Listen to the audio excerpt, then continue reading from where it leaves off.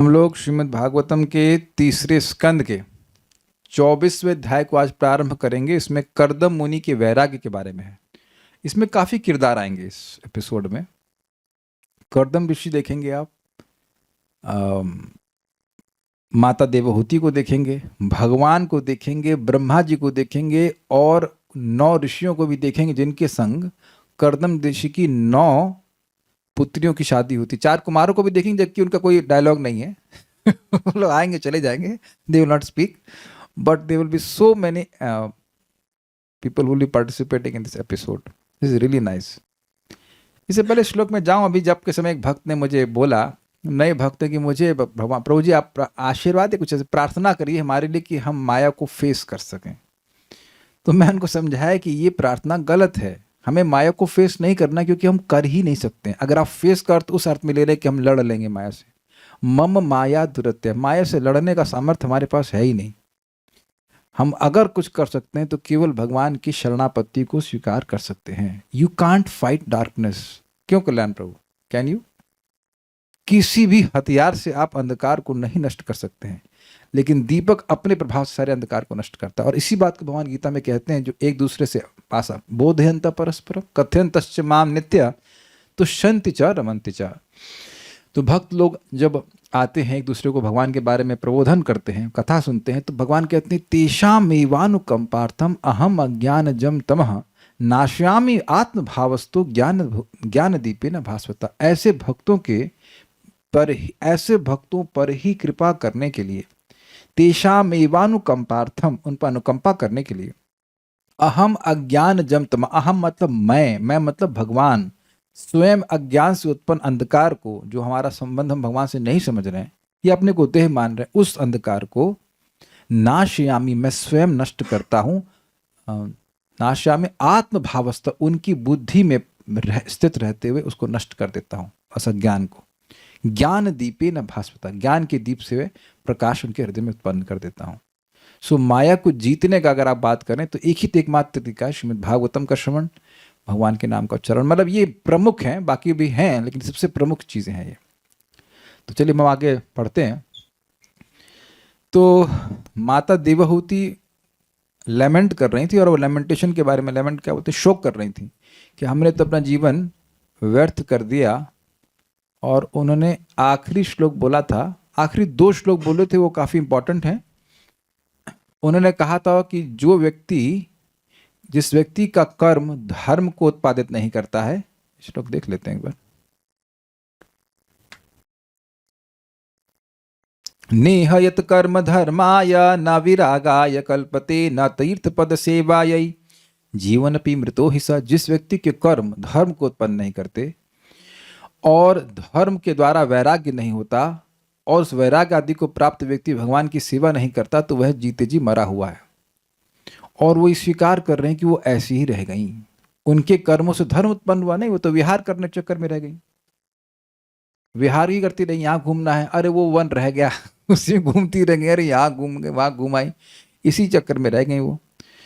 उसके बाद कह रही है कि अरे वो जो जीते जी मरा हुआ कोई और नहीं, मैं स्वयं हूं। सा अहम भगवतो नूनम, सा हम भगवतो नूनम वंचिता मायया दृढ़म यत्वाम विमुक्तिदम प्राप्य न मुमुक्षेय बंधनात्।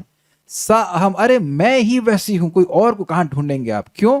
कह रहे नूनम, निश्चित रूप से, भगवत मायया दृढ़म वंचिता, मैं भगवान की माया के द्वारा बहुत अच्छी प्रकार से, खूब बढ़िया तरह से चीटेड हुई हूं। काहे चीटेड हुए? कह रहे यत्वाम विमुक्तिदम प्राप्य, क्योंकि आपको जो कि विशेष मुक्ति देने में समर्थ है। विमुक्ति मतलब वैकुंठ की मुक्ति, भगवान के धाम देने के सामर्थ्य आप में है, और आपने ऑफर भी किया था। अभयान अशोकान, ये 2 शब्द बोले थे, और वो इंगित कर रहे थे कि हम तुमको भगवान धाम की प्राप्ति करा सकते हैं। बेसिकली बात वही है, भगवत प्रेम दे रहे थे। तब भी न मुमुक्षेय बंधनात्, मैंने बंधन से मुक्त होने की इच्छा ही नहीं करी। ऐसे वह रो रही थी। तब देखिए पत्नी रोती है तो स्वाभाविक सी बात है कि पति उसको ढांढस बताता, अरे नहीं ऐसा कुछ नहीं, घबराओ मत। तो स्वाभाविक सी बात है, कर्दम मुनि उनको समझा रहे हैं, केवल समझा ही नहीं रहे, ये है। आज जब मैं इसको श्लोक को तैयार कर रहा था तो मैं वेदवादिनी को बोला, देखो तुम्हारा नाम भागवत में है, देखो इसमें लिखा है निर्वेदवादिनी। उसमें तो ये बड़ी खुश हो गई, कहती इसमें तो निर लगा हुआ है। उन्होंने कहा तो कोई बात नहीं, वेदवादिनी तो नाम आया ना तुम्हारा। निर लगाने से अर्थ चेंज हो गया, लेकिन नाम तो आया ना। ठीक है, मेरे पीछे बोली। मैत्रेय उवाच मैत्रेय उवाच निर्वेदवादनीमेवं मनोर्दुहितरं मुनिः निर्वेदवादिनीम् एवं मनोर्दुहितरं मुनिः दयालुः शालिनीमाह शुक्लाभिव्याहृतं स्मरन् दयालुः शालिनीम् आह शुक्लाभिव्याहृतं स्मरन्। मैत्रेय उवाच मैत्रेय उवाच निर्वेदवादिनीमेवं मनोर्दुहितरं मुनिः निर्वेदवादिनीम् एवं मनोर्दुहितरं मुनिः दयालुः शालिनीमाह शुक्लाभिव्याहृतं स्मरन् दयालुः शालिनीम् आह शुक्लाभिव्याहृतं स्मरन्। मैत्रेय उवाच मैत्रेय उवाच निर्वेदवादिनीम् एवं मनोर्दुहितरं मुनिः निर्वेदवादनीम् एवं मनोर्दुहितरं मुनिः दयालुः शालिनीम् आह शुक्लाभिव्याहृतं स्मरन् दयालुः शालिनीमाह शुक्लाभिव्याहृतं स्मरन्।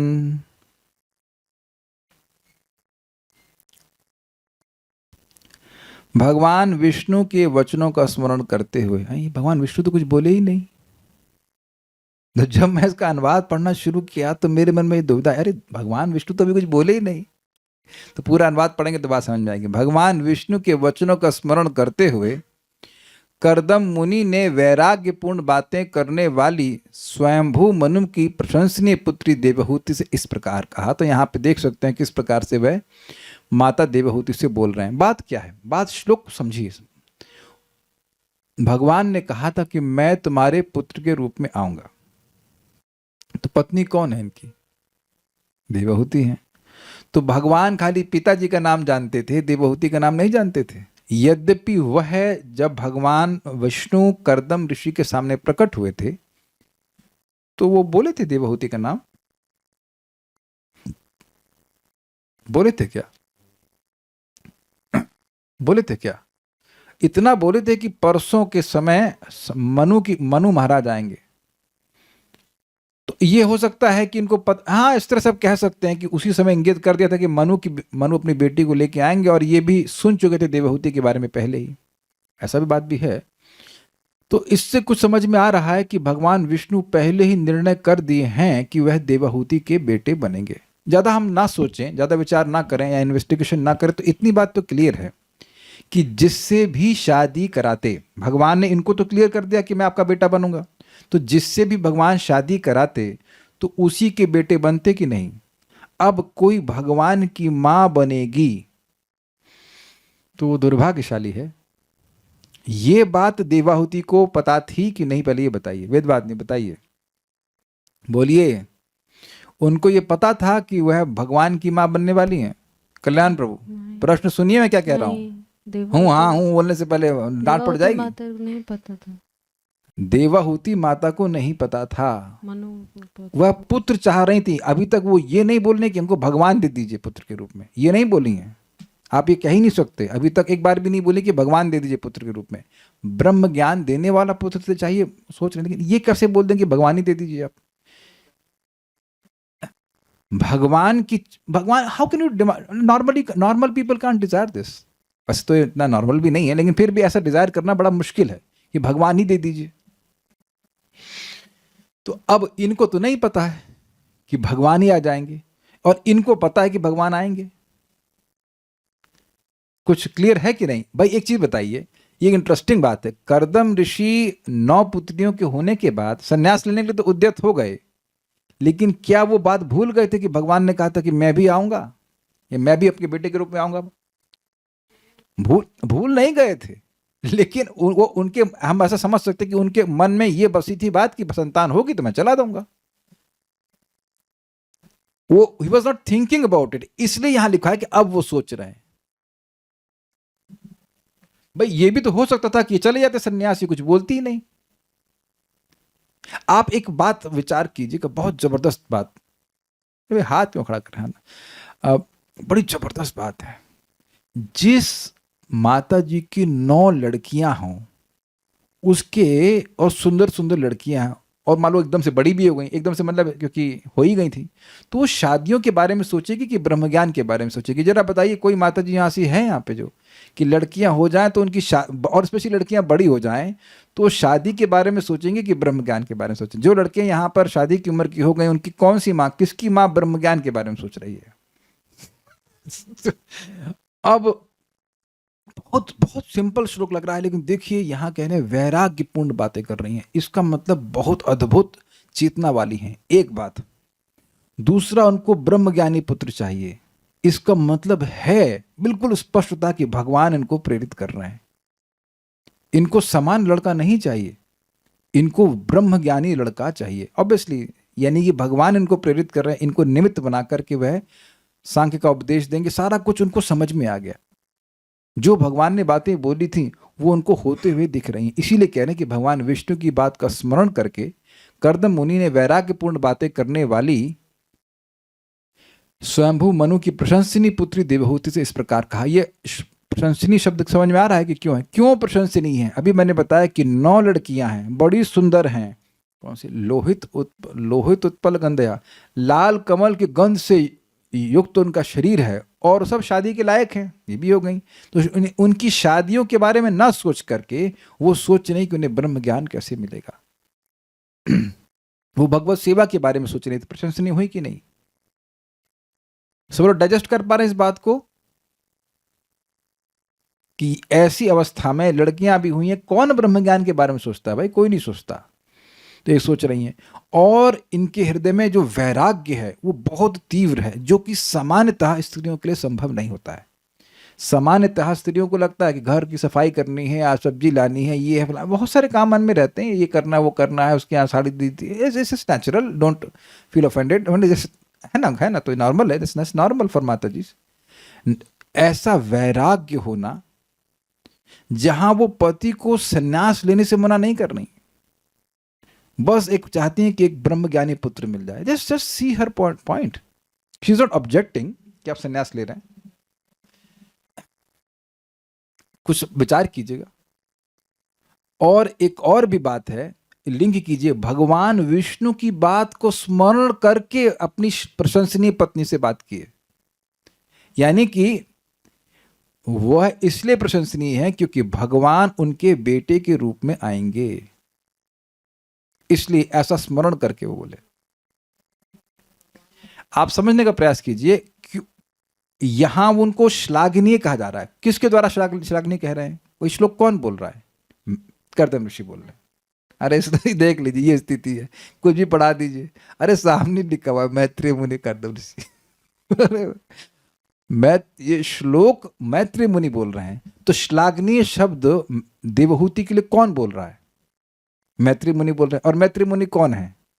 जो भगवान को देख के आए हैं, भगवान कृष्ण से साक्षात उपदेश लेके आए, परम भागवत है। सब आप सुन चुके सब बात, महाभागवत।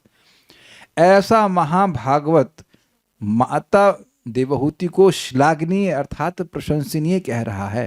मतलब यहाँ पे शब्द है, क्या शब्द है यहाँ पे? शालिनीम। तो शालिनीम का मतलब होता है प्रशंसनीय।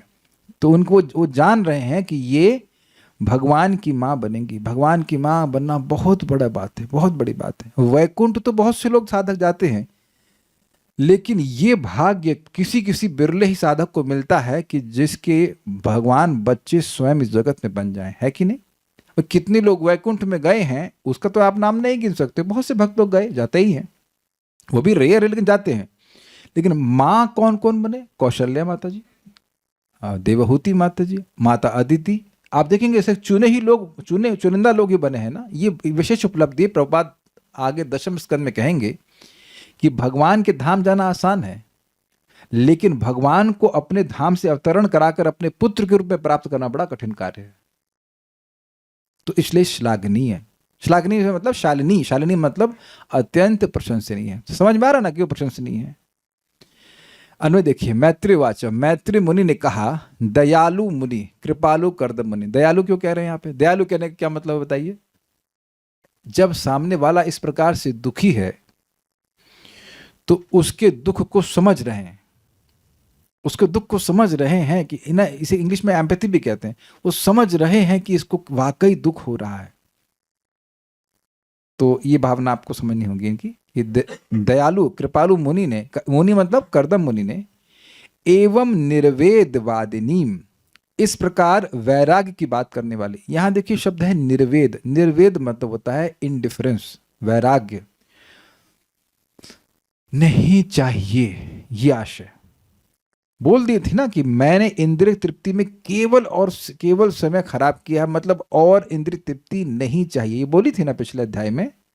तो ऐसी बातों को करने वाली शालिनीम अर्थात प्रशंसा की पात्र। तो आप लोग कुछ याद कर पाए कि प्रशंसा के पात्र क्यों हैं? एक, प्रचुर भोग सामग्री है, प्रचुर भोग सामग्री है, लेकिन उसमें कोई रुचि नहीं है। लड़कियां हो गई हैं, उनकी कोई टेंशन नहीं है। मेन मुख्य उनको परेशानी क्या है कि वह मुक्त होना चाहती हैं। She is absolutely disgusted from material sense gratification. एक कारण। और दूसरा कारण क्या है? ये जान रहे हैं कि भगवान विष्णु ने कहा था कि इनके बेटे बन के आएंगे, तो ये मेरे बेटे की मतलब भगवान की मां बनेगी, इसलिए उस प्रशंसा के पात्र हैं। श्लाघनीय उन देवहूति को मनोहो दुहितरम, मनु महाराज की पुत्री देवहूति से। एक प्रश्न है कि यहां पर मनोह दुहितरम क्यों कह रहे हैं, अपनी पत्नी से क्यों नहीं कह रहे हैं? ये सोचने वाली बात है। यहां शब्द ये क्यों कह रहे हैं कि मनु की पुत्री से कह रहे हैं?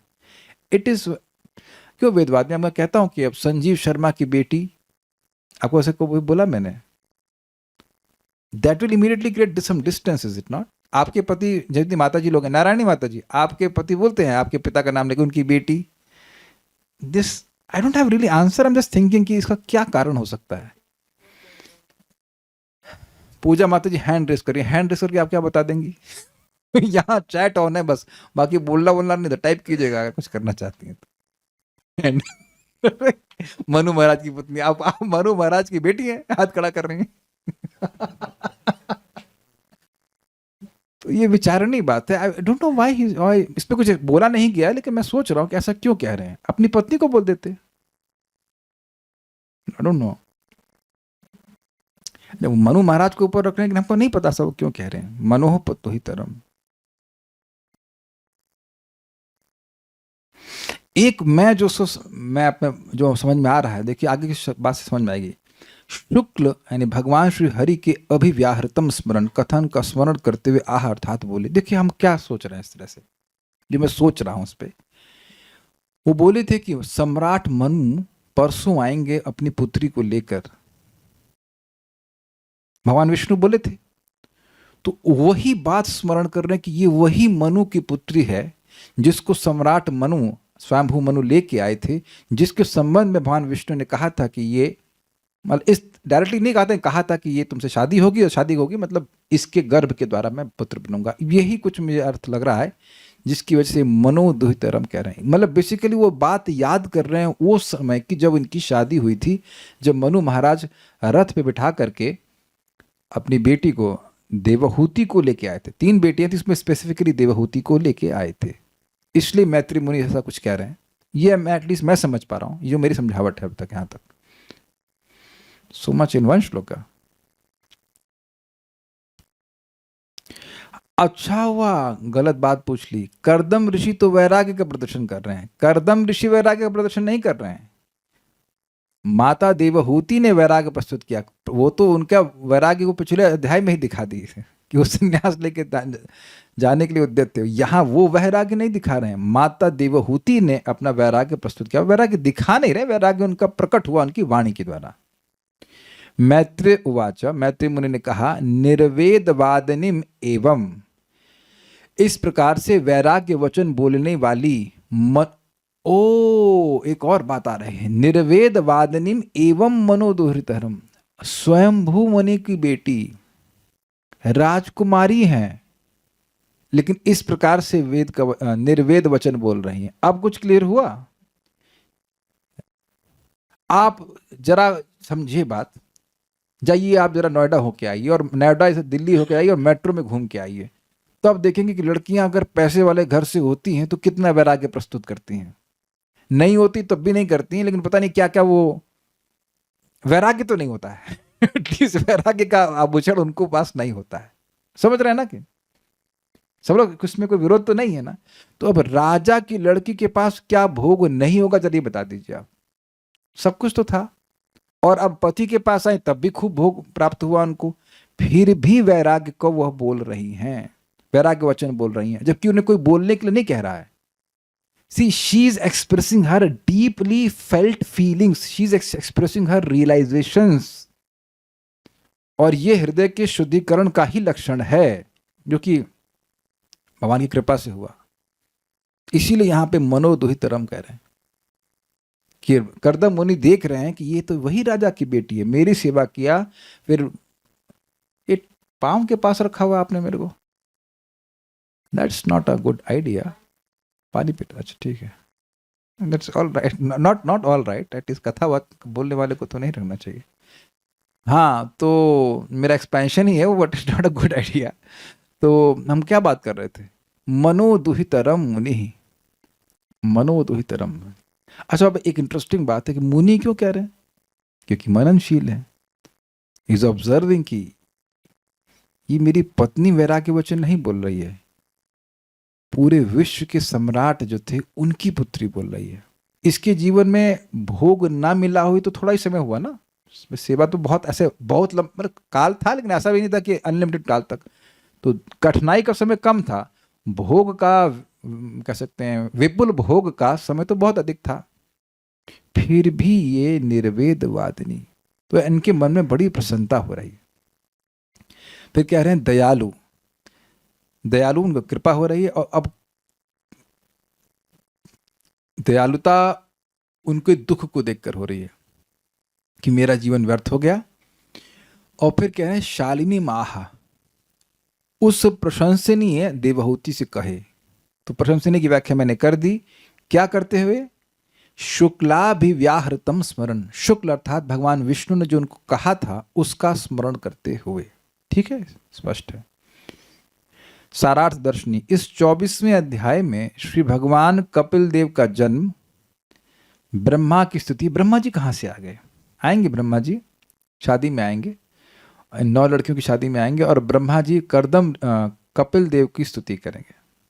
ठीक है, कर्दम ऋषि की कन्याओं का विवाह और भगवान की स्तुति के बाद उनका सन्यास के लिए गमन वर्णित हुआ है। भगवान की स्तुति मतलब ये अपने ही बेटे कपिल देव की स्तुति करेंगे। कौन करेंगे, कर्दम मुनि, उसके बाद उनसे आज्ञा लेंगे और फिर सन्यास लेंगे। दिस इज वेरी इंटरेस्टिंग बेटे से सन्यास की परमिशन ले रहे हो सन्यास गुरु उनके बेटे मीन्स भगवान हुए, ऐसा करके आप देखिए। निवेदन है कि सभी लोग इस अध्याय को पढ़ लें तो और अच्छा रहेगा, और जैसे हम लोग पढ़ते जाएंगे सारी घटनाओं को जितना संभव हो सके याद रखने का प्रयास कीजिएगा, तब समझ में भी बातें आएंगी। क्योंकि मैं हर बार बस रेफर कर दूंगा, देखो पिछली बार हमने ये पढ़ा था, उसकी आपको कथा सूत्र को पकड़ना होगा। शालिनीम का अर्थ है प्रशंसनीय, यह मनु की कन्या देवहूति के लिए कहा गया है। शुक्लाभिव्याहृतम का अर्थ है भगवान श्री हरि द्वारा कहा गया, व्याहृत मतलब बोलना, शुक्ल मतलब भगवान विष्णु, और अभिव्याहृतम मतलब जो अच्छे से कहा गया था। क्या कहा था, जैसे यहाँ पे बोल रहे हैं, सहाहम स्वांश कलया त्वद्वीर्येण महामुने, सहाहं स्वांशकलया त्वद्वीरेण महामुने, तव क्षेत्रे देवहूत्यां प्रणश्ये तत्त्वसंहिताम्। तव क्षेत्रे देवहूत्यां प्रणश्ये तत्त्वसंहिताम्। तो देखिए, मैंने गलती करती थी अभी व्याख्या करने में कि मैंने कहा था कि हम लोग ये सोच रहे थे कि भगवान विष्णु ने देवहूति का नाम नहीं लिया था, गलती हो गई, लिया था। आप तो वही बोल रहे थे, तो आपने जोर से क्यों नहीं बोला, डांट खा रहे, जब प्रमाण दोगे तो काहे को डांट पड़ेगी मैं अपनी अंश कलाओं सहित तुम्हारे वीर के साथ, अर्थात उनको बोल रहे हैं, कदम ऋषि को बोल रहे हैं, देवहूति के गर्भ में जन्म लेकर सांख्य शास्त्र की रचना करूंगा। तो ये 21वें अध्याय में बोला था, तो याद नहीं रहा मेरे को ठीक से, तो यहाँ पे बात भगवान ने बोली थी। काफी टाइम बीत गया, 21, 22, 23 में क्या हुआ था, मैं तो गायब ही हो गया। क्या बोले थे 22-23 में, क्या हुआ था 22-23 में, जो कुछ भी हुआ अब तो कुछ याद, 23 में तो कुछ याद आ रहा, 22 में क्या सब गायब हो गया। तो 21वें अध्याय में भगवान ऐसा बोले थे हमें स्मरण नहीं, लेकिन कर्दम ऋषि को स्मरण थे, हमें थोड़ा कुछ बोले हैं भगवान तो इसलिए उनको याद था कि देवहूति का नाम लिए थे। अब एक बड़ी मजेदार बात, इतना साल बीत गया, ये बताए नहीं पत्नी को अपने।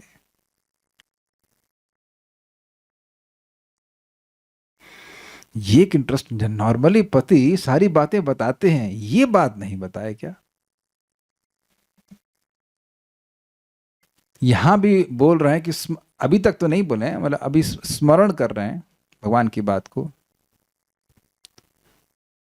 भगवान की बात को बताए नहीं है, तो इसलिए वह उनको प्रशंसनीय कह रहे हैं कि अब ये योग्य हो गई हैं भगवान को अपने गर्भ में धारण करने के लिए। इस वचन को स्मरण करके कर्दम ऋषि ने कहा, मतलब ये वचन स्मरण किया तो उसके द्वारा ये है अपनी पत्नी को श्लाघनीय देख रहे हैं। अब बोल रहे हैं कर्दम ऋषि, ठीक है। ऋषिर उवाच ऋषिर उवाच माखिदो राजपुत्रित्थम आत्मानं प्रत्यनन्दिते माखिदो राजपुत्रित्थम् आत्मानं प्रत्यनन्दिते भगवांस्ते क्षरो गर्भम अदूरात् संप्रपत्स्यते। भगवांस्ते क्षरो गर्भम अदूरात् संप्रपत्स्यते। इस श्लोक से स्पष्ट हो रहा है कि अब बता रहे हैं कि भगवान तुम्हारे गर्भ से आएंगे, तुमको रोने की जरूरत नहीं, इससे पहले तक नहीं बताए हैं। ऋषिरो उवाच ऋषिर उवाच माखिदो राजपुत्रित्थम आत्मानं प्रत्यनन्दिते माखिदो राजपुत्रेत्थम् आत्मानं प्रत्यनन्दिते भगवांस्ते क्षरो गर्भम अदूरात् संप्रपत्स्यते। भगवांस्ते क्षरो गर्भम् अदूरात् संप्रपत्स्यते। ऋषिर उवाच ऋषिर उवाच माखिदो राजपुत्रेत्थम् आत्मानं प्रत्यनन्दिते माखिदो राजपुत्रित्थम आत्मानं प्रत्यनन्दिते भगवांस्ते क्षरो गर्भम् अदूरात् संप्रपत्स्यते भगवांस्ते क्षरो गर्भम अदूरात् संप्रपत्स्यते। मुनि ने कहा, फिर कह रहे हैं, मुनि ने कहा, हे राजकुमारी, फिर राजकुमारी, तुम अपने आप से निराश न हो, तुम निसंदेह प्रशंसनीय हो। क्यों? अविनाशी पूर्ण पुरुषोत्तम भगवान शीघ्र ही पुत्र रूप में तुम्हारे गर्भ में प्रवेश करेंगे। तो यहाँ कर्दम ऋषि माता देवहूति से बात कर रहे हैं और उनके मन में एक विजुअलाइजेशन कह सकते हैं या एक बोध उनको करा रहे हैं कि भगवान विष्णु तुम्हारे गर्भ से तुम्हारे पुत्र के रूप में प्रकट होंगे। ऋषि उवाच कर्दम ऋषि ने कहा, अनंदिते, निंदिते मतलब जिसकी निंदा करी जानी चाहिए, और अनिंदिते मतलब जिसकी निंदा कभी नहीं की जानी चाहिए। अब ये बोलना क्यों जरूरी है? पिछले अध्याय के 57, 57 और 56 श्लोक में कहा था कि जीवन अपि मृतो हि सह। देखिए ये बड़ी खराब बात बोली जा रही है। किसी को कभी कभी माता जी लोग बोल देते हैं भावना में, अरे तुम ऐसा करोगे तो मेरा मरा मुंह देखोगे। तो मरा, किसी का मरा मुंह देखना ये अच्छी बात है कि खराब बात है? बहुत खराब बात है। तो इन्होंने कहा कि जीवन अपि मृतो हि सह, कि ऐसे लोग जो भगवान की सेवा नहीं करते हैं वो जीते जी मरे हुए हैं। तो उसके बाद बोला ना, सा अहम, मैं भी वैसी ही हूं, मरेली मुर्दी मैं मरेला मरदा। अब ये अपनी ही निंदा करी कि नहीं करी? अरे मैं तो मुर्दी जैसी हूं, या मुर्दी नहीं, सॉरी, मैं तो मुर्दा जैसी हूं। तो अब ये कह रहे ना अनिंदिते, तुम वह अपनी बहुत भीषण निंदा कर रही थी, लेकिन वो कह रहे हैं कि अनिंदिते, तुम्हारी कुछ भी निंदा नहीं की जानी चाहिए, तुम प्रशंसनीय हो। एंड ही मेंट इट, केवल ऐसा नहीं कि पुचकारने के लिए बोल रहे हो, उसका प्रमाण भी देंगे। राजपुत्री, तुम राजकुमारी हो, अर्थात तुम्हारे पिता महान राजा थे। आत्मानम, तुम अपने प्रति यानी विषय में, इत्थम माखिदा, इस प्रकार मत चिंता करो या खेद मत करो, रो मत। क्यों भाई? ते तुम्हारे गर्भ में अक्षर, अक्षर शर मतलब जिसका क्षय होता हो, तो अक्षर मतलब अविनाशी, भगवान अदूरात संप्रपश्यते, भगवान श्री हरि शीघ्र ही पधारेंगे। अब दिस इज ब्रिलियंट श्लोक का है। जिस व्यक्ति ने लिटरली अपना पूरा जीवन भगवत सेवा के बिना बिता दिया, पति सेवा तो कर रही थी और पति भगवान की सेवा कर रहे, लेकिन प्रत्यक्ष रूप से वह भगवान की सेवा डायरेक्ट नहीं कर पाई, तो वो क्या सोच सकती हैं थी कि उनके गर्भ से भगवान आ जाएंगे। ये बात यहां सब लोग समझ लीजिए, क्योंकि ऐसा अपने जीवन में हर साधक अनुभव कभी ना कभी करेगा ही कि मैं इतने विषयों में पड़ा हुआ हूं, मुझे भगवत प्राप्ति कैसे होगी। अगर आप सिंसियरली भक्ति करेंगे तो एक स्टेज में आपको ऐसा लगेगा ही, आता ही है कि मैं कैसे कभी वो दिन आएगा कि जब मैं विषयों को पूरी तरह त्याग पाऊंगा। अगर नहीं आ रहा है तो भी और भक्ति कीजिए, then you are not conscious. अगर ये भावना कभी नहीं आई अब तक तो भी कॉन्शियस नहीं हुए, because acharyas have prayed like this, अमार जीवन सदा पापे रति नहीं पुण्य रलेश इत्यादि इत्यादि। लेकिन हम लोग को ना दिख रहा हो, लेकिन भगवान को दिख रहा है, तभी तो भगवान जाने नहीं दे रहे हैं, पकड़ के रखे हुए हैं, चल जब कर कुछ भी भक्ति करता रहे। Sometimes we do tend to become hopeless कि कैसे क्या होगा, कैसे आगे बढ़ेंगे। नहीं होता राधिका प्रभु, कभी नहीं आता, आ जाता है, इज इट नॉट? कैसे क्या होगा, कैसे आगे बढ़ेंगे, कैसे भगवान की प्राप्ति होगी, कोई आशा नहीं दिखती। कभी कभी ऐसा हो जाता है, कभी कभी उत्साह लगता है, कभी कभी नहीं होता है। तो यहां कह रहे हैं कि भगवान बहुत दूर नहीं है, भगवान बस आने ही वाले हैं तुम्हारे घर में। संप्रपश्यते, पधारेंगे, शीघ्र ही पधारेंगे। पधारेंगे का अर्थ समझ लेना चाहिए कि वह कोई कर्म बंधन से नहीं पैदा होंगे, कर्म बंधन से नहीं पैदा होंगे। जैसे आप किसी घर में जाते हैं तो ये तो है ना कि कर्म के अनुसार वहां पे पहुंच रहे हैं, आप अपनी स्वेच्छा से जाते हो। तो पधारेंगे का मतलब होगा कि स्वेच्छा से आपके गर्भ में वह प्रकट होंगे, अवतरित होंगे। ये बड़ी इंटरेस्टिंग बात है। गजेंद्र भी पहले भक्ति किए थे पिछले जन्म में, जब हाथी बने तो भोगों में पड़े हुए थे, नितांत भोगों में पड़े हुए थे, लेकिन वो सोच भी नहीं सकते थे कि उसी जन्म में वैकुंठ चले जाएंगे। इसलिए भक्तों, कुछ भी हो, केवल आपको बस इतनी बात पकड़नी कि सुबह चैंटिंग करनी है। मैं इसका मतलब कि बाकी टाइम कुछ नहीं करना है, नहीं, वो पहले स्थिर कर लीजिए, बाकी बाकी everything will fall in place, everything will fall in place. आप ये प्लीज मेरी बात मान जाइए। देखो, मैं फॉर एग्जाम्पल बोल रहा हूँ, सलोनी माता जी, आपको कुछ मतलब नहीं रखना कि और कोई समझे या न समझे, केवल आपको मेरी बात समझनी है। ऐसे दीक्षा माता जी को समझनी है, ऐसे मदन मोहन प्रभु को समझनी है, ऐसे विपुल प्रभु को समझनी है, और राधा शर्मा माता जी समझ ली, इसलिए हम पूछ ही नहीं रहे हैं। She is understood.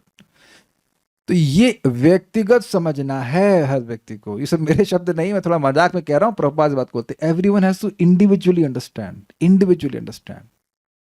जो कोई भी भक्ति कर रहा है, उसकी भक्ति की जो सफलता है वो गारंटीड है, वो पक्का है।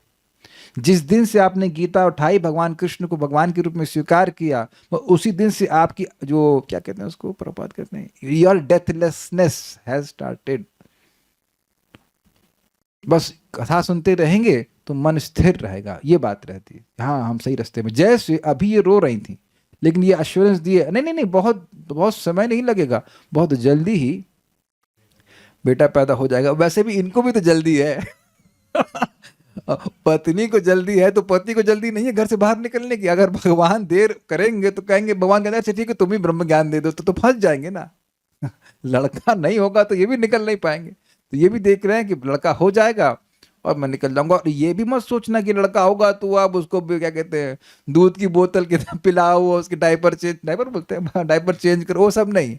जब लड़कियां तुरंत बड़ी हो गई तो भगवान को टाइम लगेगा।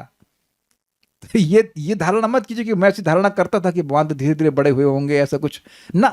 जब लड़कियां इंस्टेंट बड़ी हो गई तो भगवान ही बड़े होकर प्रकट हो गए, या जो भी रहा हो, लेकिन फटाफट प्रकट हो गए, ज्ञान देने में समर्थ हो गए। What a blessing, what a blessing.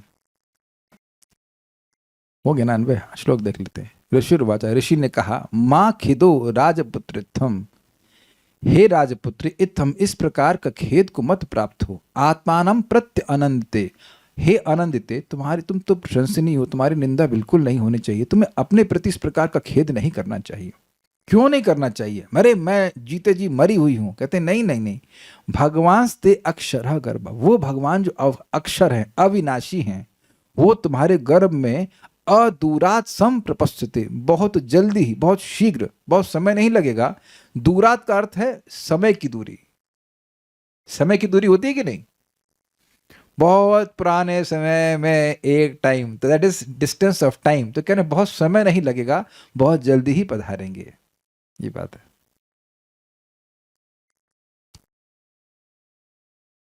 वैसे ये सुनकर माता देवहूति तो उछल गई होंगी, ये तो भी यहाँ लिखा नहीं है मी वाई वाई मी, हम तो भोग वो पड़े रहे, अभी तो कुछ भजन शुरू नहीं करेंगे, अभी रो ही रही थी ना, पिछले श्लोक में रो ही रही थी ना, पिछले श्लोक में सोचिए पिछले श्लोक में रो रही हैं और एकदम से काउंसलिंग कर दिया कि अरे आपके घर में भगवान आएंगे, अरे भाई एकदम उछल गई होंगी। होपफुल नहीं, होपफुल तो छोटा शब्द आपने दे दिया, उछल गई एकदम, अरे भगवान आएंगे। और देखिए ये ध्यान रखिएगा कि वो जानती हैं कि ये मुझे, मतलब क्या कहते हैं उसको, मतलब जस्ट पैसिफाई नहीं कर रहे हैं, वो जानती हैं कि ये क्या था शब्द, दैवात गरी इसी शब्द था, देव से भी श्रेष्ठ मान रही थी इनको, वो जानती थी कि ये जो बोल रहे हैं ये जानते हैं, ये जानते हैं इस बात को। श्रीधरी, कर्दम महर्षि ने कहा कि तुमको इस तरह अपने को भाग्यहीन समझकर खेद नहीं करना चाहिए। तो यहां पे श्रीधर स्वामी समझा रहे हैं कि खेद नहीं करना चाहिए का क्या अर्थ है कि भाग्यहीन समझकर खेद नहीं करना चाहिए। तो प्रश्न होगा कि भाग्यहीन क्यों मान रही थी? जिसके कर्म से धर्म उत्पन्न नहीं होता, जिसके धर्म से वैराग्य उत्पन्न नहीं होता, जिसके वैराग्य के द्वारा वह भगवान की भक्ति नहीं करता, तो वह व्यक्ति जीते जी मरा हुआ है। तो ऐसा समझ कर कि मैं तो भाग्यहीन रह गई, पति ऐसा पाया जो वैकुंठ दे सकता था, उसको प्राप्त करके भी मैं मोक्ष की इच्छा तक नहीं करी, तो इस प्रकार से मैंने अपना समय व्यर्थ किया। तो ऐसा भाग्यहीनता को मान करके तुम खेद मत करो, ये बात बोलने।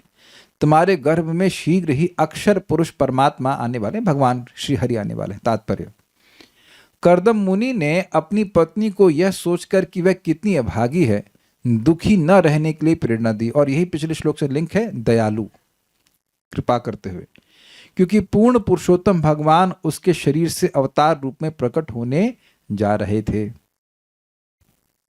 श्लोक बहुत जबरदस्त है, बहुत जबरदस्त है, और टीका बहुत जबरदस्त है। अब उनकी प्रशंसा कर रहे हैं। धृतव्रतासि भद्रं ते दमेन नियमेन च, धृतव्रतासि भद्रं ते दमेन नियमेन च, तपोद्रविणदानैश्च श्रद्धया चेश्वरं भज, तपोद्रविणदानैश्च श्रद्धया चेश्वरं भज। लिंक में थोड़ा स्पष्ट करूंगा। उनकी प्रशंसा भी कर रहे हैं और कह रहे हैं क्योंकि भगवान तुम्हारे गर्भ में आएंगे इसलिए तुम व्रतों का पालन करके अपने को और पवित्र करो, ये बात भी बोल रहे हैं। धृतव्रतासि भद्रं ते दमेन नियमेन च, धृतव्रतासि भद्रं ते दमेन नियमेन च, तपोद्रविणदानैश्च श्रद्धया चेश्वरं भज, तपोद्रविणदानैश्च श्रद्धया चेश्वरं भज। बोलिए, धृतव्रतासि भद्रं ते दमेन नियमेन च, धृतव्रतासि भद्रं ते दमेन नियमेन च, तपोद्रविणदानैश्च श्रद्धया चेश्वरं भज, तपोद्रविणदानैश्च श्रद्धया चेश्वरं भज।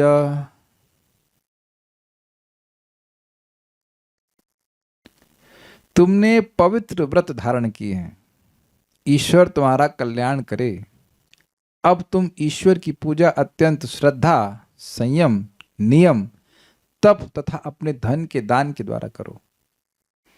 तो यहाँ पे एक फोटो में आप देख सकते हैं कि कर्दम ऋषि माता देवहूति के कह रहे हैं कि तुम, एक कुछ इंगित किया गया फोटो, मतलब कुछ पूजा करो, कुछ तपस्या करो, भगवान तुम आएंगे लेकिन तुम भी अपने आप को अपनी तैयारी करो, अपने हृदय को पवित्र करो। देखिए भगवान तभी आते हैं जब व्यक्ति का चित्त पवित्र होता है, पहले चित्त में आते फिर भगवान आते हैं। वसुदेव जी के चित्त में आए, फिर उनके चित्त से माता देवकी के हृदय में ट्रांसफर हो गए। तो बिना शुद्ध हृदय हुए भगवान नहीं आते। कहेंगे भगवान तो आएंगे लेकिन आप भी अपने चित्त को पवित्र कीजिए, तो ये बात बोल रहे हैं। मैं सारार्थ दर्शनी को पहले पढ़ना चाहता हूं, उससे आपको समझ में आएगा कि क्या कह रहे हैं। अन्य रमणियों यानी अन्य स्त्रियों की तरह तुम अकृत पुण्या नहीं हो। ऐसा नहीं कि तुम्हारे पास कोई पुण्य न हो। यह कहा गया धृतव्रतासि, अर्थात पूर्व जन्म में तुमने व्रत अर्थात भगवान की आराधना रूप नियम का पालन किया, इसलिए इस जन्म में भी तुम्हारा मंगल होगा।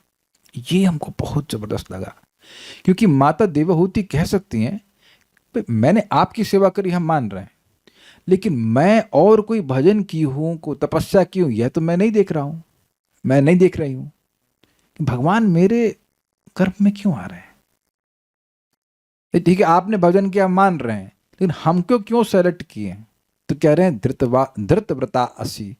ये देखिए श्लोक है ना, तुमने अनेक प्रकार, धृत मतलब धारण करना, व्रत मतलब व्रत, तुमने अनेक प्रकार के व्रतों का पालन असि अर्थात किया है। अब ये बात संगत नहीं लगती है।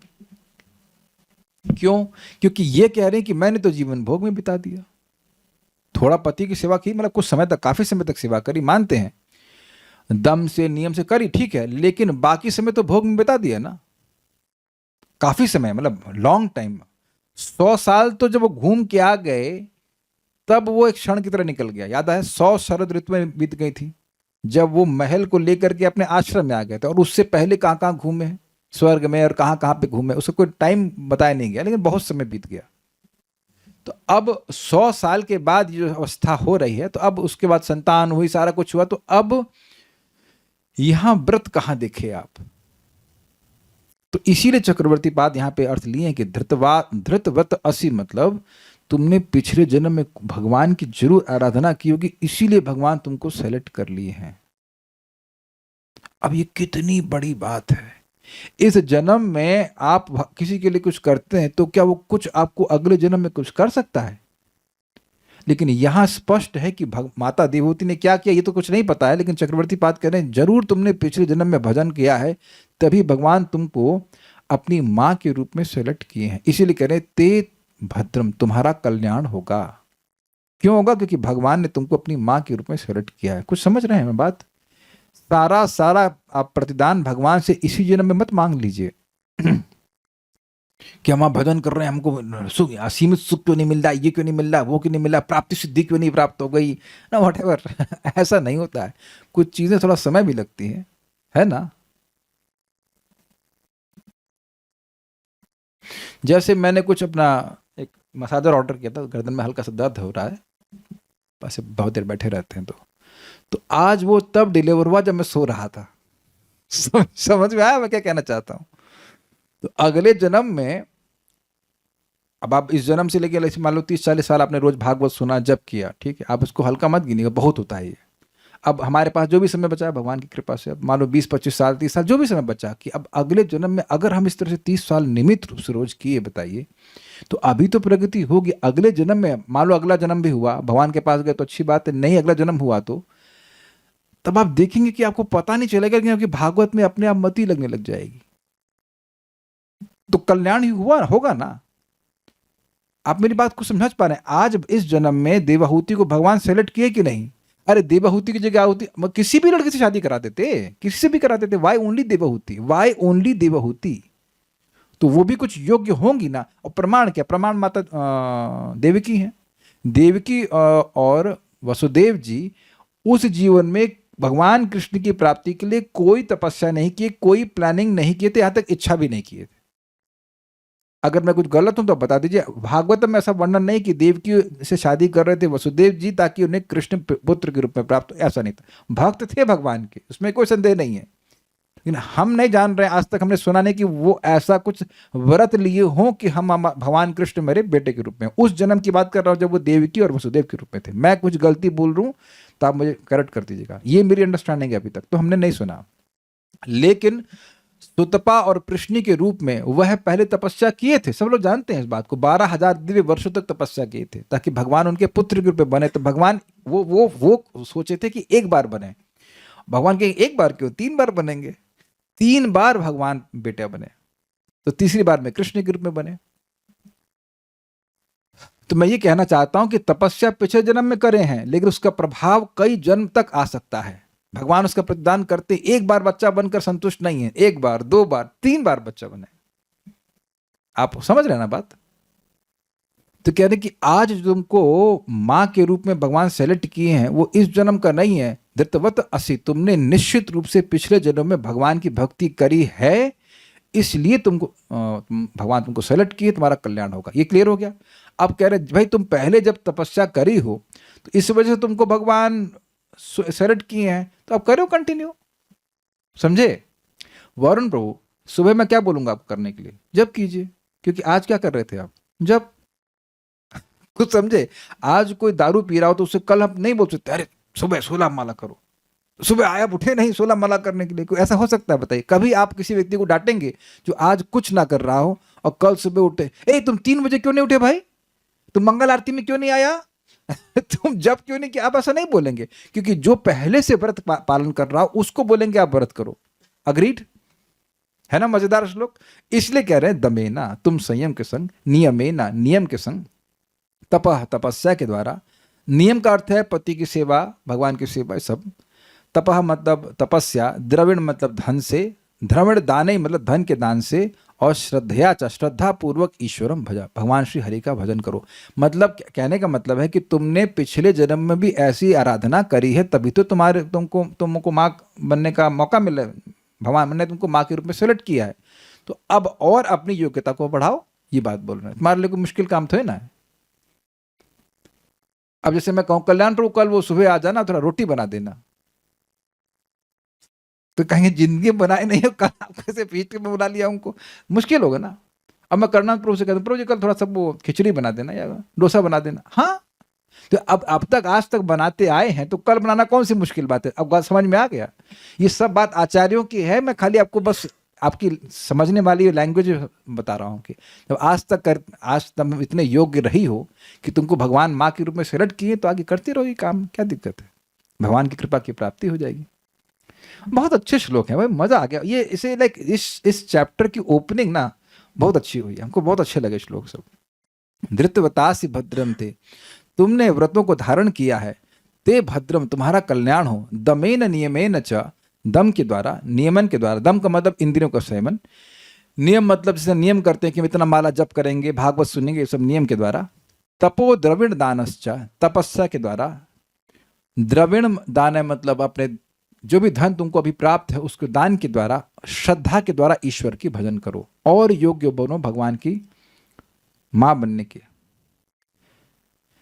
तात्पर्य, भगवान की कृपा प्राप्त करने अथवा आत्मिक दृष्टि से यानी आध्यात्मिक दृष्टि से आगे बढ़ने के लिए मनुष्य को चाहिए कि आगे बताई गई विधि से आत्म संयम रखे, इंद्रिय तृप्ति पर संयम रखे। मतलब जीरो तो नहीं कर सकते, खाना तो पड़ेगा, बट रेगुलेशन कीजिए, मिनिमाइज कीजिए, तथा धार्मिक सिद्धांतों की विधियों एवं नियमों का पालन करें। संयम एवं तपस्या तथा संपत्ति का त्याग किए बिना मनुष्य को भगवत कृपा प्राप्त नहीं हो सकती है।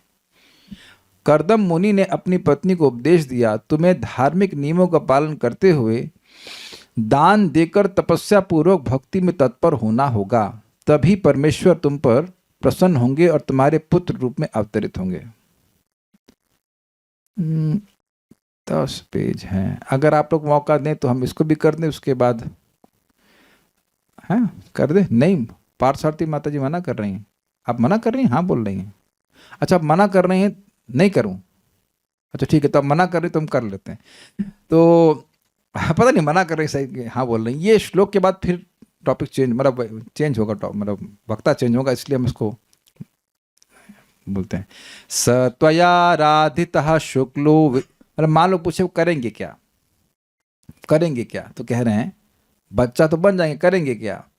उनको नर्सरी में भेजना पड़ेगा पढ़ाई करने के लिए, दुल्हन ढूंढनी पड़ेगी। तो कहते हैं ना, स त्वया राधितः शुक्लो वितन्वन् मामकं यशः, स्वत्वया राधितः शुक्लो वितन्वन् मामकं यशः, चेता ते हृदय ग्रंथिम औदर्यो ब्रह्म भावनः, चेता ते हृदय ग्रंथिम औदर्यो ब्रह्म भावनः। It will take me at least 8:15, give me 8:15 and will finish by that time. बहुत बढ़िया श्लोक है, बहुत अच्छी बातें समझाने के लिए। स त्वया राधितः शुक्लो वितन्वन् मामकं यशः, सत्वया राधितः शुक्लो वितन्वन् मामकं यशः, चेता ते हृदय ग्रंथिम औदर्यो ब्रह्म भावनः, चेता ते हृदय ग्रंथिम औदर्यो ब्रह्म भावनः।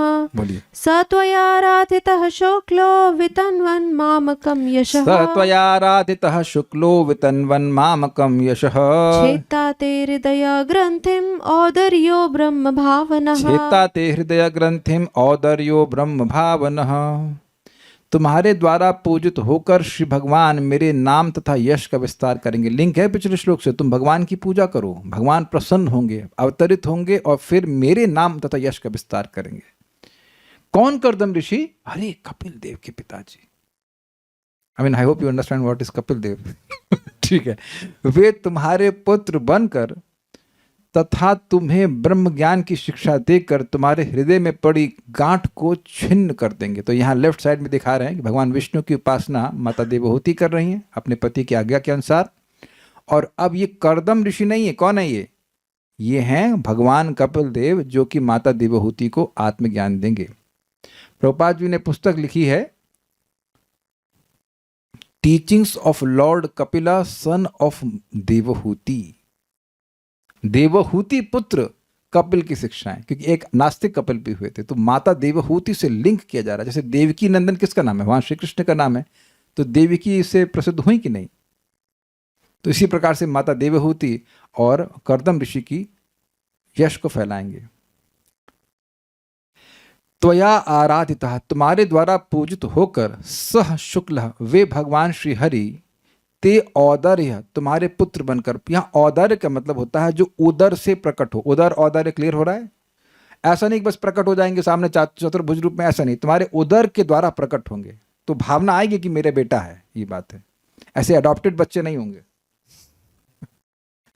मामकम यश यशः वितन्वन, मेरे यश को बढ़ाएंगे। अब ये बड़ी मजेदार बात है, ये तो निकल जाएंगे संन्यास लेकर, फिर भी यश फैलेगा कि कर्दम ऋषि के बेटे भगवान कपिल देव। और ब्रह्म ज्ञान, ब्रह्म भावना, ब्रह्म ज्ञान का उपदेश करके, भावना मतलब शिक्षा दे करके, उपदेश करके, हृदय ग्रंथिम छेता, तुम्हारे हृदय की गांठ को वह काट देंगे। हृदय की होना चाहिए, हृदय की गांठ को वे काट देंगे। ये हृदय की गांठ क्या है, यही गांठ है। हजार बार बोलते हैं, सुनते हैं कि हम देह नहीं है, लेकिन भूख लगने पर भूल जाते हैं कि हम देह हैं, हम भूल जाते हैं कि हम देह नहीं है। तो ये हृदय की गांठ है नहीं, हमारा कोई मतलब नहीं है देह से, लेकिन चिंता होती कैसे आगे चलेगा। यद्यपि ना तो आग मुझे जला सकती है, ना कुछ हो सकता है, ना कोई, लेकिन फिर भी डर लगता है। तो ये सब बातें हृदय की ग्रंथि की वजह से, मैं व्याख्या करूंगा उसके भी। स त्वया आराधितः शुक्लो, वह भगवान, वह शुक्ल अर्थात वह भगवान विष्णु, त्वया आराधितः, तुम्हारे द्वारा आराधित होकर, मामकम यशः वितन्वन, मेरे यश का विस्तार करेंगे। इंटरेस्टिंग है, पूजा तुम करोगी, यश मुझको देंगे। तुम पूजा करोगी और यश मुझको देंगे। That's how Krishna is. छेदता ते हृदय ग्रंथिम, और तुम्हारे हृदय की ग्रंथि को छेदन कर देंगे, काट देंगे। औदर्यो ब्रह्म भावना, तुम्हारे उदर के द्वारा पुत्र रूप में प्रकट होंगे और ब्रह्म भावना, ब्रह्म ज्ञान की शिक्षा तुमको प्रदान करेंगे। ये सब इनकी इच्छाएं थी कि नहीं कि मुझे अभय प्रदान करने वाला कोई पुत्र चाहिए, तो ये सब यहाँ पर उपस्थित हो रहा है। बोल रहे हैं कि ऐसा ही होगा। ये इंटरेस्टिंग है कि जो जो इच्छा माता की थी वो सारी इच्छाएं पूर्ण हो रही हैं, इसलिए भी श्लाघनीय है। श्रीधरी, ये समझिए, हृदय ग्रंथि अर्थात जड़ और चेतन की ग्रंथि रूप जो अहंकार रूपी संसार का बंधन, उसको वे ब्रह्म भावना अर्थात ब्रह्मोपदेश के द्वारा विनष्ट कर देंगे। ये थोड़ा समझिए, ये क्या बात बोली जा रही है। देखिए, असंगम अयोम पुरुष, आत्मा का इस देह से कोई मतलब नहीं है, लेकिन एक अहंकार का लिंक है, जो यानी मिथ्या अहंकार का, जिसके कारण हम अपने आप को देह मानते हैं। देखिए समझिए, आप में, हम में क्षमता नहीं कि किसी सांड को आप कंट्रोल कर लें, लेकिन जब सांड की नाक में नकेल पड़ जाती है तो एक बच्चा भी कंट्रोल कर लेता है। समझ गए? तो उसी प्रकार से जो मिथ्या अहंकार है एक प्रकार की नकेल है, जिस कारण से हम पहचान करते हैं अपने देह से। जैसे कि आप लोग सभी लोग अनुभव करते होंगे कि आप लोगों को जब भूख लगती है तो आप लोग सोचते हो कि ये प्राण का फंक्शन मेरे शरीर में हो रहा है ना। नहीं, हम लोग, मुझको भूख लग रही है, मुझे नींद आ रही है, मैं बीमार हो गया हूं, मैं यही तो चलता है ना। कल्याण रोड डाउट कर रहे हैं, नहीं लगता ना आपको? हैं? भक्ति में है, भक्ति में बाधा डाल रहा है। अच्छा अच्छा अच्छा, ठीक है, इतने निर्लिप्त हो गए, वह तो बहुत अच्छी बात है अगर हो गए तो। भूख इनकी भक्ति में बाधा डाल रही है। अच्छा ठीक है, हेलो, हो तो भाई, हो सकता है एडवांस्ड हो, हमको नहीं पता। अच्छा अच्छा, चलिए, अब आपको मजाक नहीं बनाएंगे, छोड़िए, अब आगे बढ़ते हैं। तो इसीलिए तो मिठाई खाते हैं ना, जबकि इससे मिठाई बीमारी करती है, फिर भी मिठाई खा लेते हैं ना, मिल जाता है तो छोड़ते नहीं है, इज इट नॉट? और जबकि जान रहे हैं कि शरीर में बीमारी आ जाती है और उससे बाधा आएगी, तब इतना आसान नहीं प्रभु जी, नॉट दैट इजी। इतना इजी होता तो फिर माता देवहूति क्या चिंता कर रही होती। एनीवेज द पॉइंट इज कि हृदय ग्रंथि है भाई, मेरी तो है, आपकी है कि नहीं पता नहीं, हमारी तो है भाई, अभी भगवान की कृपा से नहीं गई है, धीरे धीरे कटती है, हरी कथा से कटती है। लेकिन एक बात बताना जो इंपॉर्टेंट था वो था, हृदय ग्रंथि ग्रंथि काटेंगे कैसे? विक्टोरिनोस के चाकू से? हृदय ग्रंथि कटती है श्रवण से। भगवान बेटे के रूप में भी हैं, भगवान सामने भी हैं, तब भी हृदय ग्रंथि कटती है उपदेश से। ये बात समझ लीजिएगा। इसलिए जितना भगवान के बारे में सुनेंगे उतना ही हृदय ग्रंथि कटेगी। Very very important. और उसका प्रभाव क्या है समझ लीजिए। देखिए, जब हृदय ग्रंथि बड़ी प्रबल रहती है तो व्यक्ति के मन में भावना होती है कि मैं ये देह हूं और ये देह मेरा है और ये सारी वस्तुएं मेरी हैं, सारे लोग मेरे, इनका मैं भोग करूंगा, ये भावना बनी रहती है। भक्त लोग प्रारंभ में काफी समय तक भी ये भावना पूरी तरह से नहीं जाती है एकदम से, लेकिन अब उनको दिखने लगता है, अरे ये शालिग्राम जी हैं, ये गिरिराज जी हैं, ये फल उनके लिए है। इस तरह से हम लोग को पता भी नहीं चलता, लेकिन हृदय ग्रंथि नष्ट होने लगती है। यस, हम लोग देह के धर्म से प्रभावित हो रहे हैं, लेकिन आप देखिए बहुत सारी चीज़ों को आप अपना नहीं मानते हो। ये स्पीकर किसका है? ये कथा बोलने के लिए। ये माइक किसके लिए? कथा बोलने के लिए। आप यही वक्ता जो होते हैं, नेता, वो कभी सोचते हैं कि माइक जो है भगवान के यश को बोलने के लिए? इसे कहते हैं युक्त वैराग्य। विषयों को आप पूरी तरह से नहीं त्याग सकते हैं, बट इस तरह से आप देख लो कि आपकी हृदय ग्रंथि नष्ट होने लगी है। प्लीज इस बात को समझिए, इस बात को समझिए। आप काहे बैठी हैं इस कुर्सी के ऊपर? मैं पूछूंगा तो क्यों क्यों बैठी हैं? श्लोक बोलने के लिए। अग्रीड। मैं इस आसन पे क्यों बैठा हूं? श्लोक बोलने के लिए। Do you agree? This is very nice. यद्यपि हम लोग पूरी तरह देह की भावना से बाहर नहीं आए अभी, लेकिन इस तरह से हम लोग मुक्त होना शुरू हो जाते हैं। क्या मैं समझा पाया इस बात को? ये फ्रिज है या जो भी स्टूल है, जो भी चीज़ें वस्तुएं हैं, वो वही चीज़ें आप ग्रहण करो जो भगवान की सेवा के संबंध में है। ये आपको अगर शरीर के लिए भी कुछ करना है ताकि हम भगवान की सेवा कर सकें, तो इस प्रकार से आप, यद्यपि अभी पूरी तरह हृदय ग्रंथि से मुक्त नहीं है, लेकिन वो मिथ्यांकार की भावना से हम क्रमशः मुक्त होना शुरू कर देते हैं। Please try to understand this. ये बहुत बड़ा इंपॉर्टेंट पॉइंट है, और ये तभी होता है जब व्यक्ति उपदेश सुनता है। सबसे ज्यादा सुनने के द्वारा ऐसा होता है। इसी को बात आप 1.2 में, मतलब प्रथम स्कंद के दूसरे अध्याय में श्लोक ढूंढ लेना। भिद्यते हृदय ग्रंथि छिद्यंत सर्व संशया क्षीयंत चास्तु कर्माणि दृष्ट एवात्मनीश्वरे। इस हरि कथा को श्रवण करने के द्वारा हृदय की ग्रंथि समाप्त हो जाती है। ये मिथ्यांकार की मैं देह हूं, और असली अहंकार आ जाता है कि मेरा सम्मान, मेरा रिलेशनशिप भगवान से क्या है, और भगवान आपको हृदय में दिख जाते सुनने के द्वारा। इसीलिए उसके बाद आगे कहते हैं, ऐसा कौन व्यक्ति होगा जो कथा में रुचि नहीं रखेगा, अगर वो मूर्ख ना हो तो। कथा सुनने के प्रभाव से ऐसा होगा। ये जो आप डिस्कशन सुन रहे हो, ये नॉर्मल नहीं है। और ये हृदय ग्रंथि काटेगा कौन? भगवान स्वयं अंदर बैठे काटेंगे, लेकिन काटेंगे तभी जब बाहर से भगवान की बात सुनेंगे। बाहर से भगवान की बात सुनिए और अंदर अपना काम करेंगे। Is very very nice. माँ है, सब कुछ है, योग्य हैं, लेकिन फिर भी उपदेश श्रवण करके ही आसक्तियां, ये ग्रंथि कटती है। ग्रंथि समझ में ना, गांठ जो है, उसको वे ब्रह्म भावना अर्थात ब्रह्मोपदेश के द्वारा विनष्ट कर देंगे। किसको? उस हृदय की ग्रंथि को। औदर्य अर्थात वे तुम्हारे पुत्र रूप से अवतीर्ण होंगे। अभी बड़ी मजेदार बात है, जब आप किसी को अपना पुत्र मान रही हो तो वो हृदय ग्रंथि के कारण है कि नहीं? भाई कोई आत्मा तो किसी का पुत्र है नहीं। बड़ा मजेदार बात है। औदर्य से ये ध्वनित हो रहा है कि बनेंगे तुम्हारे पुत्र, तुम्हारी ये भावना होगी कि मेरा पुत्र है, लेकिन तुम्हारी हृदय ग्रंथि को काट देंगे। Does that make sense? कुछ समझ पाए मैंने क्या कहा अभी? भाई ऐसे मान लो प्रकट हो जाते तो भावना नहीं होती कि पुत्र है। तो पुत्र तो वैसे ही होंगे जैसे कि सामान्य पुत्र होते हैं, वैसे होंगे, तो उससे तो भावना बढ़ जाती है कि ये मेरा बच्चा है, बच्चे का ध्यान रखना इत्यादि इत्यादि। लेकिन वो काम पुत्र वाला नहीं करेंगे। इस जगत में कोई मां कह दे कि अपने बेटे से वो आसक्त ना हो, नहीं कह सकती। पुत्र होता है तो बहुत आसक्ति हो जाती है, लेकिन ये पुत्र यद्यपि पुत्र रूप में आएंगे, लेकिन तुम्हारी सारी आसक्ति को ब्रह्म उपदेश के द्वारा नष्ट कर देंगे। Very very nice. औदार्य शब्द से आपको ये सूचना मिल रही है। तात्पर्य, जब भगवान आध्यात्मिक ज्ञान का प्रसार करने के लिए आते हैं तो वे समान रूप से किसी भक्त की सेवा से प्रसन्न होकर उसके पुत्र के रूप में अवतरित होते हैं। मतलब सीधे नहीं आते हैं, आते अपनी अंतरंग शक्ति के द्वारा हैं, लेकिन पुत्र अपने अपने भक्त को चुनते हैं। इस पे परम पूज्य राधा गोविंद महाराज कहते हैं इसी कथा के प्रसंग में कि भगवान को आना होगा तो अब ब्रह्मचारी और सन्यासी के द्वारा नहीं आ सकते। ये भाग्य तो गृहस्थ को ही प्राप्त होगा, लेकिन वो गृहस्थ महान होना चाहिए। पूर्ण पुरुषोत्तम भगवान सबके पिता हैं, अतः उनका कोई पिता नहीं, किंतु अपनी अचिंत शक्ति से वे किसी भक्त को अपना पिता बनाना तथा उसका वंशज बनना स्वीकार करते हैं। यहाँ पर कहा गया है कि आध्यात्मिक ज्ञान से हृदय की गांठ का छेदन हो जाता है। देखिए प्रभुपाद यहाँ पे समझा रहे हैं, अगर जीवन में चाहते हैं ऐसा हो तो अपनी साधना में श्रवण को बहुत महत्व दीजिएगा। आप इसको कह ही नहीं सकते, उसके अगेंस्ट जा ही नहीं सकते। जिस प्रकार से चित्त का निर्माण, चित्त की पवित्रता श्रवण के द्वारा आती, उससे और किसी चीज से नहीं आती। It's not possible. इसीलिए भागवत में बार बार श्रवण का महत्व दिया गया है।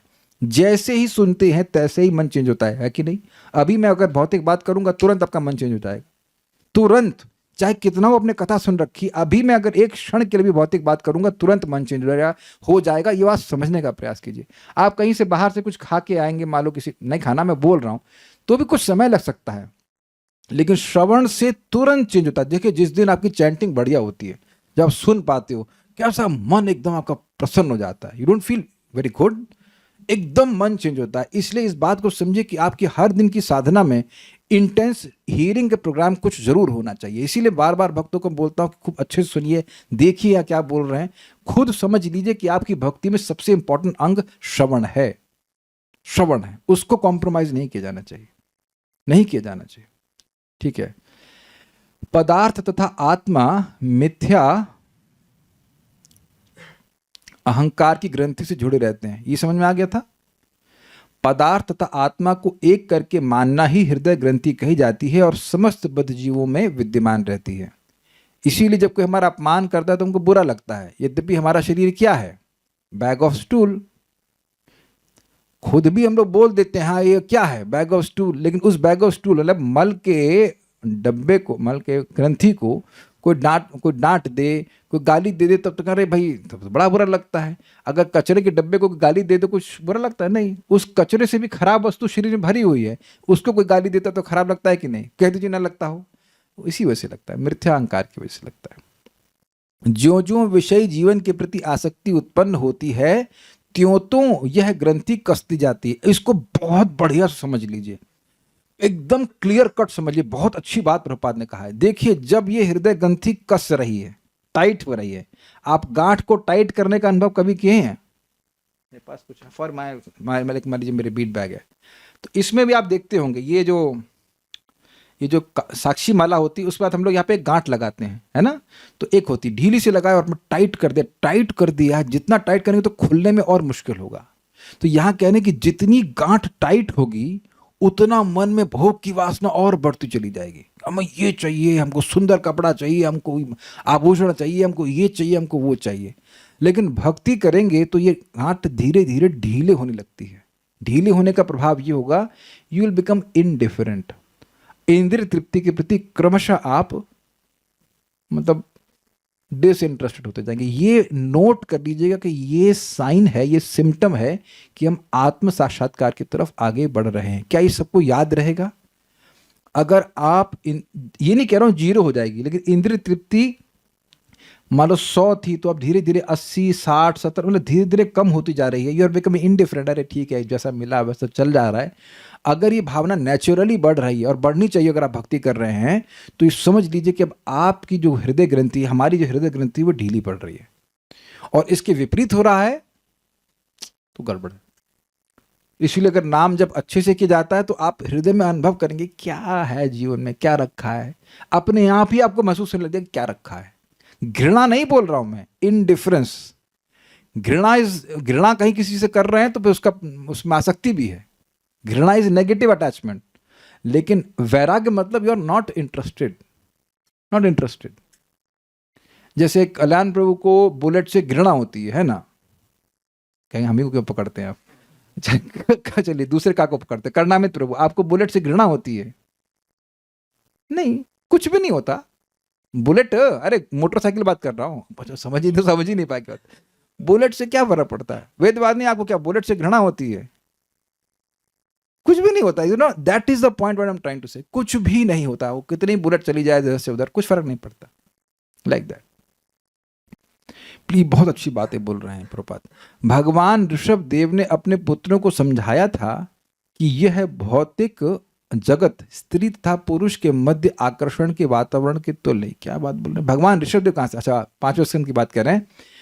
भगवान ऋषभ देव ने अपने पुत्रों को समझाया था कि यह भौतिक जगत स्त्री तथा पुरुष के मध्य आकर्षण के वातावरण के तुल्य है। यह आकर्षण हृदय में ग्रंथि का रूप धारण कर लेता है और भौतिक प्रेम के कारण यह गांठ और अधिक कस जाती है। मतलब स्त्री पुरुष से आकर्षित होती है, पुरुष स्त्री से आकर्षित होता है, और दोनों भागवत से आकर्षित नहीं होते। समझ में आ गया? भाई पति पत्नी है और दोनों भागवत से आकर्षित है तो बड़ी अच्छी बात है, लेकिन नहीं तो अपना आप ही आकर्षण बना रहेगा। अच्छा, एक संतान होगी, दूसरी संतान होगी, उनको पालते हुए दोनों मर गए, यही हो रहा है। इसके अलावा जगत में कुछ हो रहा है? और अब बच्चा हो गया तो अब घर होना चाहिए और ये होना चाहिए, फिर वो होना चाहिए, ऐसे करते करते पूरा जीवन समाप्त हो जाता है। ओके, उदाहरण के लिए धन, समाज, मित्रता तथा प्यार के पीछे दौड़ने वाले व्यक्तियों के लिए प्रेम की यह गांठ अत्यंत मजबूत हो जाती है। यह हृदय ग्रंथि केवल ब्रह्म भावना से, अर्थात ऐसे उपदेश से जिससे आत्मज्ञान बढ़ता है, छिन्न भिन्न होती है। ये केवल काहे लिख दिए प्रभुपाद? मेरे ख्याल से ये ऐसे ही लिख दिए, ऐसे लिख दिए होंगे ना। केवल का मतलब तो ऐसे, तो इतना बात समझ लीजिए कि भगवान की बात सुने बिना यह हृदय ग्रंथि नहीं कटने वाली, नहीं कटने वाली। इवन भक्ति में आकर और अन्य साधनों को करते हुए भी अगर उपदेश नहीं सुनेगा तो वो अपनी भौतिक चीजों की प्राप्ति के लिए भक्ति करना शुरू कर सकता है। Be very careful about this. ऐसा मत सोचिएगा कि ऐसा नहीं होता, ऐसा मत सोचिएगा। तभी तो महाप्रभु कह रहे हैं कि भाई उपशाखा उड़ जाए तो काटो, समझो कि भाई ये सब चीजों के लिए भक्ति नहीं कर रहे हो, तो सुनना पड़ता है बातों को। और इस समय आप ये सब लोग अनुभव कर रहे हैं कि आप श्रीला प्रभुपाद से डायरेक्ट सुन रहे हैं। I think everyone can understand this. Yes, इस ग्रंथि को काटने के लिए किसी भौतिक अस्त्र शस्त्र की आवश्यकता नहीं पड़ती, क्योंकि उससे कटने वाले भी नहीं है। वरन इसके लिए प्रामाणिक आध्यात्मिक उपदेश की आवश्यकता होती, जो कि यहाँ मिल रहा है। कर्दम मुनि ने अपनी पत्नी देवहूति को उपदेश दिया कि भगवान उसके पुत्र के रूप में प्रकट होंगे और भौतिक स्वरूप की ग्रंथि को काटने के लिए आध्यात्मिक ज्ञान का प्रसार करेंगे। एक देखिए, एक बड़ी मजेदार बात है। जो लोग प्रामाणिक रूप से कथा नहीं करते, उनकी ग्रंथि और टाइट होने लगती है, क्योंकि जो ओरिजिनल वक्ता है वो तो बिना कपड़े के कथा कहे, है ना। सुखदेव गोस्वामी जी न तो पानी मांगे न भोजन मांगे। चलो, पानी भोजन तो मिल गया है, लेकिन कोई बात नहीं, वह तो कपड़ा भी नहीं पहने हैं, इतने विरक्त हैं। भागवत में से पहले ही विरक्त थे, और भागवत सुनने के बाद वो अब बंगला नहीं बना लिए कि कह देते भाई, क्या नाम इनका, परीक्षित महाराज को, देखिए कथा तो मैं सुना रहा हूँ, कुछ कम से कम एक कुछ गमछा ही दे दीजिए, बड़ा दिक्कत हो रही। वो भी नहीं मांगे, कुछ नहीं मांगे ना। He was so absorbed in the bliss of Bhagavatam.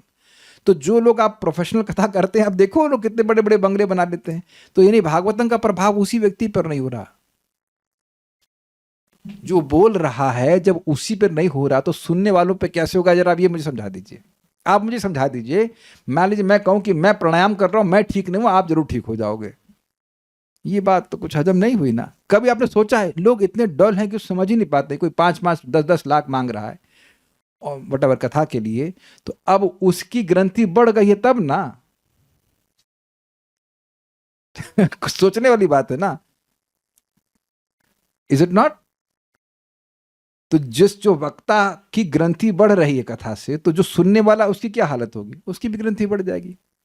इसीलिए प्रामाणिक रूप से कथा सुनेंगे तो प्रभाव ऐसा होगा। और इसका इसीलिए लोग आपके फोन भी छीन सकते हैं। एक माता जी का फोन छीन लिया उनके परिवार वालों ने, कथा सुन रही थी, जब कर रही थी, बिकॉज उसका प्रभाव होता है। श्रीला प्रभुपाद जी के तात्पर्य को सुनना, उनको समझना, उन पर चर्चा करना, ये प्रामाणिक उपदेश को ग्रहण करना। And the effect will be हृदय ग्रंथि कटेगी। अब पूछना है कि तो क्या वो भक्त नहीं है? तो आप बताइए।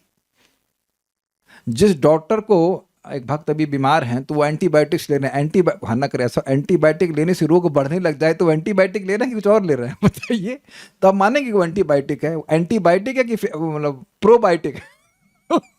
सोचने वाली बात है ना, कि वैराग्य होना चाहिए ना। देखो, एक और बात मैं बोल के रुकता हूं। मान लीजिए कि भोग छूटे नहीं, लेकिन ये मन में आ रहा है कि काहे नहीं छूट रहे हैं, तब भी तो कुछ वैराग्य आया है ना। और ये तो सब भक्तों के संग है, अब कि पूरी तरह से नहीं छूट पा रहे हैं, लेकिन कम से कम भावना आती है कि छूट जाते अच्छा रहता। तो ये भी कुछ प्रकृति का लक्षण है। लेकिन ना बंगला बनाएंगे, ये करेंगे, वो करेंगे, तो फिर नहीं, ये प्रमाण है। सो यहाँ पे रुका, उसके बाद माता दिव्यवती कुछ बोलती हैं, तो हम लोग भगवान ने चाहा तो कल देखेंगे। कुछ यहाँ पे नहीं, कुछ कोई पूछ नहीं रहा है कुछ भी। Stop here. श्रीमद् भागवतम की जय, श्रील प्रभुपाद की जय, निताय गौर प्रेमानंदे।